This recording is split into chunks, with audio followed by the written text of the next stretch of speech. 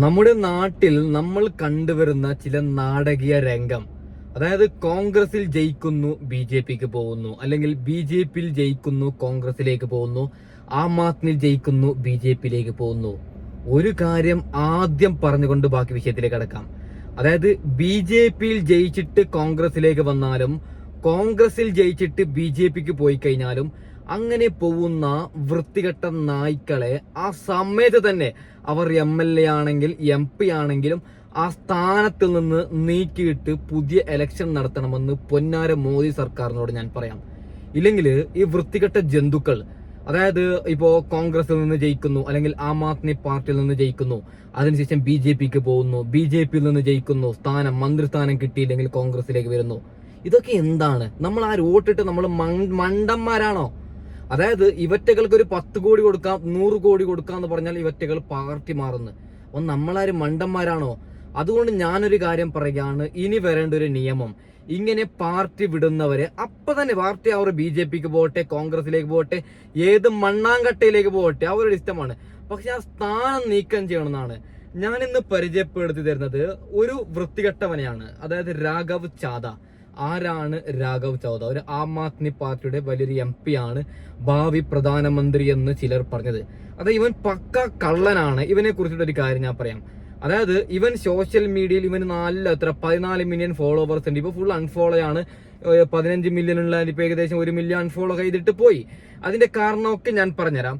അതായത് ഇവൻ അറിയാം, ഒന്നും അറിയാത്ത പാവങ്ങൾ, യൂട്യൂബും ഇൻസ്റ്റഗ്രാമും ഓപ്പൺ ചെയ്യുന്ന പാവങ്ങളെ പറ്റിച്ചാണ് ഈ വൃത്തികെട്ടവൻ ഇതുവരെ ജീവിച്ചത്.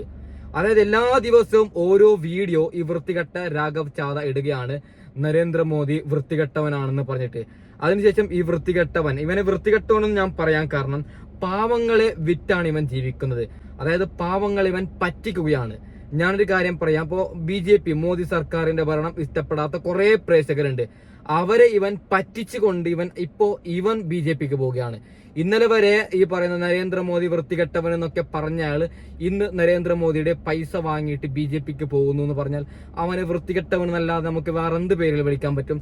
അപ്പോൾ വിഷയത്തിലേക്ക് അടക്കാം. ഇവന്റെ പ്രസംഗം നിങ്ങളെല്ലാവരും കേട്ട് കാണും. അതായത് ഇവൻ പ്രത്യേകിച്ചിട്ട് പറയുന്നത് നരേന്ദ്രമോദി പെട്രോളിൽ മുക്കുന്നുണ്ട്. എന്തിനു വേണം? ഇവന്റെ ഏറ്റവും അവസാനത്തെ ഒരു പ്രസംഗം ഞാൻ പറയാം. അതായത് ഇപ്പൊ നമ്മൾ മൊബൈൽ ഡാറ്റ റീചാർജ് ചെയ്യുന്നത് 28 ഡേയ്സിനാണ്. 350 രൂപ റീചാർജ് ചെയ്താൽ 28 ഡേയ്സ് ആണ് നമുക്ക് കിട്ടുന്നത്. ഇവൻ പ്രസംഗിച്ചിട്ടുണ്ട് പാർലമെന്റിൽ. അതെന്തിന് 28 ഡേയ്സ് ആക്കുന്നു?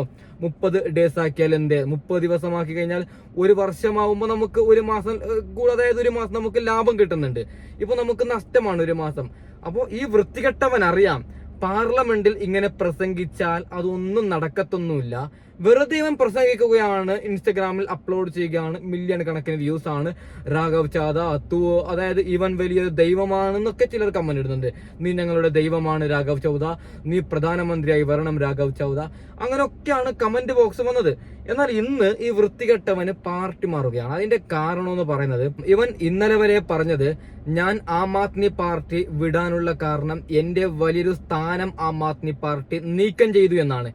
എന്തിനാണ് ആം ആദ്മി പാർട്ടി ഇവന്റെ സ്ഥാനം നീക്കം ചെയ്തത്?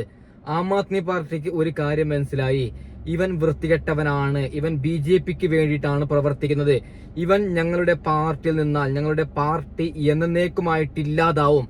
അതുകൊണ്ട് ആം ആദ്മി പാർട്ടി വലിയൊരു പദവി ഇവന് കൊടുത്തിരുന്നു. ആ പദവി ഇവൻ അത് നീക്കം ചെയ്യുകയാണ്. അതിനുശേഷം ഈ വൃത്തികെട്ടവന് ഓഫർ വരികയാണ് നരേന്ദ്രമോദിയുടെ സൈഡിൽ, എത്രയോ കോടിക്കണക്കിന്. അതിന് ആ പൈസക്ക് വേണ്ടിയിട്ട് ഈ വൃത്തികെട്ട ജന്തു ബി ജെ പിക്ക് പോവുകയാണ്. ഇവൻ പോവട്ടെ, ഇവന്റെ ഇഷ്ടമാണ് പാർട്ടിക്ക് പോകുന്നതല്ലെന്ന് എനിക്ക് എതിർപ്പില്ല. അതായത് ഇന്നലെ വരെ നരേന്ദ്രമോദിനെ തെറി വിളിച്ചിട്ട് ഇന്നൊരു സുപ്രഭാതത്തിൽ ബി ജെ പിക്ക് പോകുന്നു പറഞ്ഞ് നമ്മൾ ആരായി? ആം ആദ്മി പാർട്ടി, അതായത് ആം ആദ്മി പാർട്ടിയുടെ ഇന്ത്യ സഖ്യത്തിലൂടെ ഈ വൃത്തികെട്ടം ജയിച്ചത്. ആ വോട്ടിട്ടവർ എന്തായിപ്പോ? ഇത് വളരെ വളരെ കഷ്ടം. ഇങ്ങനെ ഇപ്പൊ ആര് പോകുന്നുണ്ടെങ്കിലും ബി ജെ പിയിൽ നിന്ന് കോൺഗ്രസിലേക്ക് വരികയാണെങ്കിലും അത് തെറ്റാണ്. വോട്ടിടുന്നത് നമ്മളാണ്. ഇവിടെ ഇതാവുന്നത്. അപ്പോൾ ഈ വൃത്തികെട്ടവൻ ഒരു പ്രസംഗം എത്തിയിട്ടുണ്ട്, ആ പ്രസംഗം ഞാൻ വെക്കാം, അതിനുശേഷം അത് എക്സ്പ്ലെയിൻ ചെയ്തു തരാം. ഓക്കെ, മലയാളത്തിൽ. सर, जब एक यूजर अपना मोबाइल फोन रिचार्ज कराता है तो उसे अपने रिचार्ज प्लान के हिसाब से डेली की डेटा लिमिट मिलती है, 1.5 GB, 2 GB या 3 GB प्रतिदिन. लेकिन ये डेली की डेटा लिमिट जो होती है रात 12 बजे समाप्त हो जाती है जैसे ही दिन खत्म होता है, और ये अनयूज डेटा जो है ये फोरफीट हो जाता है, ये अगले दिन रोल ओवर या नेक्स्ट डे कैरी फॉरवर्ड नहीं होता है. कंज्यूमर से पैसा तो पूरे डेटा का लिया जाता है, लेकिन ये अनयूज डेटा जो बचा हुआ डेटा होता है ये एक्सपायर हो जाता है जैसे दिन समाप्त होता है. सर, फर्ज करिए कि महीने की शुरुआत में आपने अपनी गाड़ी में 20 लीटर पेट्रोल भरवाया, महीने के अंत तक 15 लीटर पेट्रोल कंज्यूम हो गया, 5 लीटर बच गया, तो क्या महीने के अंत पे पेट्रोल पंप वाला आकर आपको कहता है कि 5 लीटर पेट्रोल वापस कर दो क्योंकि उसकी वैलिडिटी समाप्त हो गई? नहीं, क्योंकि आपने पैसा पूरे 20 लीटर का दिया है. ठीक इसी तरह जितने डेटा का पैसा हमसे लिया जाता है उतना डेटा हमें यूज करने दिया जाए, वो एक्सपायर ना हो. ये हमारे मेहनत के पैसे से खरीदा गया डेटा है. और सर, चालाकी देखिए, आजकल के रिचार्ज प्लान्स में डेली की डेटा लिमिट होती है, मंथली की डेटा लिमिट नहीं होती, क्योंकि मंथली की डेटा लिमिट के अंदर मैक्सिमम डेटा की खपत का कंज्यूम करने की प्रोबेबिलिटी यानी कि संभावना ज्यादा होती है.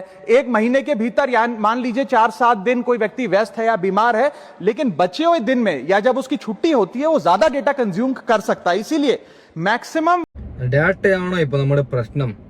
ഇവന് ഇങ്ങനെയുള്ള ഓരോ പ്രസംഗം ഇൻസ്റ്റഗ്രാമിൽ അപ്ലോഡ് ചെയ്യുകയാണ്.